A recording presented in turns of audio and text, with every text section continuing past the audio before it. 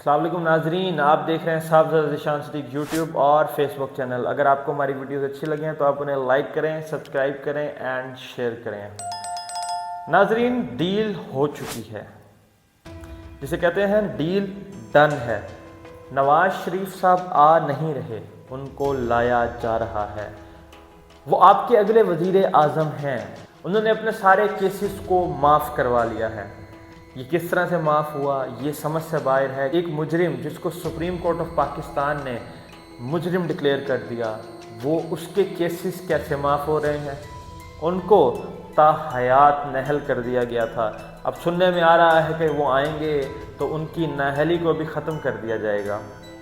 رفتہ رفتہ یہ بات بہت آگے تک جا رہی ہے۔ پھر سننے میں آ رہا ہے کہ جو آپ کی پیپلز پارٹی ہے، پہلے تو بلاول صاحب بڑے رہے کہ میں نے وزیر اعظم بننا ہے، لیکن ان کی نہیں سنی گئی۔ پھر زرداری، جو آپ کو پتہ ہے کہ بہت بڑے شاطر انسان ہیں اور بہت بڑے سیاستدان کہلاتے ہیں، انہوں نے سنا ہے کہ اس چیز پہ ڈیل کی ہے کہ مجھے صدر بنا دیا جائے، تو میں صدر میں خوش ہوں، اور مجھے جو ہماری گورنمنٹ جو سندھ کی ہوتی ہے وہ دے دی جائے تو میں اوکے ہوں۔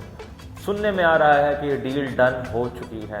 اب اس بات میں کتنی صداقت ہے، کتنی حقیقت ہے، یہ آنے والے وقت میں پتہ چلے گی۔ ذرائع کا یہ کہنا ہے کہ ڈیل ڈن ہے، اور اگلے وزیر اعظم جو ہیں آپ کے نواز شریف صاحب ہیں۔ اور آپ دیکھیں نواز شریف کا آنے کا ایک طریقہ کار دیکھیں۔ ان دن پہلے خبر آتی ہے کہ ان کی طبیعت دوبارہ سے سنبھل نہیں رہی اور ان کا آنا مشکل ہے۔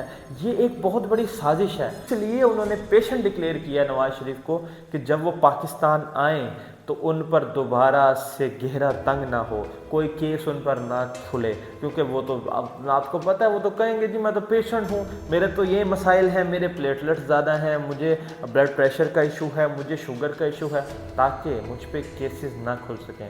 یہ تو ایک بظاہر لوگوں کو دکھانے کے لیے ہے کہ ہماری ڈیل نہیں ہوئی، لیکن ڈیل ہو چکی ہے، ڈیل ڈن ہے۔ آپ کے وزیر اعظم، آپ جتنا مرضی کسی بھی پارٹی کو سپورٹ کر لیں، لیکن آپ کے وزیر اعظم اب نواز شریف ہی ہیں، کیونکہ ڈیل ڈن ہے۔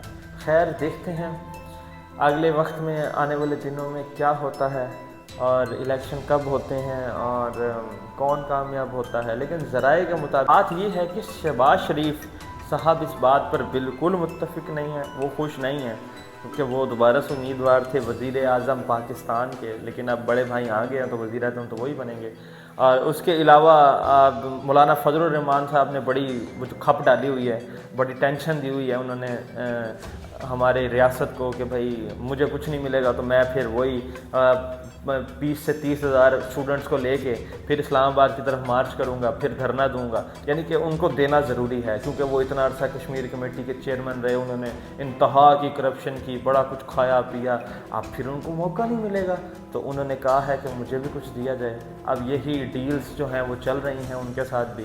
اور عمران خان صاحب کو تو ویسے ہی نکر لگا دیا گیا ہے، کارنر کر دیا گیا ہے۔ ان کا تو اب سیاست میں جو حال کیا گیا ہے، وہ تو میں کہتا ہوں کہ ان کا آنا تو ناممکن ہی لگ رہا ہے، ان کی پارٹی کو ختم کر دیا گیا ہے۔ ساری چیزیں آپ لوگوں کے سامنے ہیں۔ خیر، دیکھتے ہیں آگے رفتہ برفتہ پاکستان کی سیاست میں کیا ہوتا ہے۔ آج کے لیے اتنا ہی، ہمارے ساتھ رہیے گا، ملتے ہیں اگلی ویڈیو میں۔ جزاک اللہ خیرہ۔